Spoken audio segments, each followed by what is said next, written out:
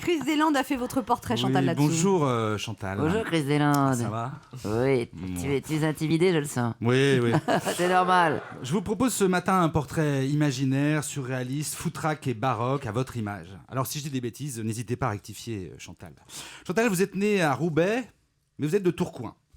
Bon, ce qui a contribué à développer votre sens de l'humour et de survie en milieu hostile. Tourcoing, dont vous êtes enfui très rapidement pour descendre à Paris. À Paris, entre petits boulots et cours de théâtre, vous vous débattez pour survivre. Vous travaillez comme dresseuse d'escargots au Moulin Rouge, comme gardienne de nuit au musée de la Marine, comme doublure mollet de Marlène Jobert, comme démonstratrice vendeuse chez Rank Xerox, et c'est là, entre un bourrage papier et une cartouche d'encre, que vous rencontrez votre époux, Michel. Le pauvre homme qui deviendra un personnage récurrent de vos spectacles solo, mais aussi votre premier fan. Le public vous découvre enfin dans l'émission La Classe. On apprécie votre débit de mitraillette, votre gouaille inimitable et votre accent traînant entre le titi parisien et le picard éméché. Ce qui est un pléonasme. Après avoir refusé de travailler à Hollywood, vous ne supportez pas le climat californien, ni l'attitude hautaine de Steven Spielberg. Vous enchaînez les spectacles et vous vous installez progressivement dans le paysage comique français. La consécration arrive avec la pièce Les Amazones, que vous jouez 5 ans aux côtés de Fiona Gélin et de Sonia Dubois. Votre spectacle J'ai l'impression que je vous plais vraiment, en 2009, est un véritable carton et la pièce Nelson vous couronne comme la nouvelle reine du boulevard.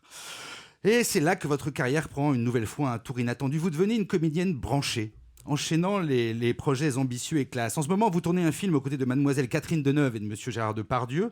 Auparavant, vous avez intégré la distribution pléthorique du prochain film de Claude Lelouch, qui comprend notamment Johnny Hallyday, Jean Dujardin, Francis Huster, Kenji Girac et tout ce qui pèse dans le show business français. Nous vous recevons ce midi pour la pièce Peau de vache que vous donnez au Théâtre Antoine dans une mise en scène revisitée et modernisée par le génial Michel Faux, et dans laquelle vous reprenez le rôle tenu par Sophie Desmarais à la création.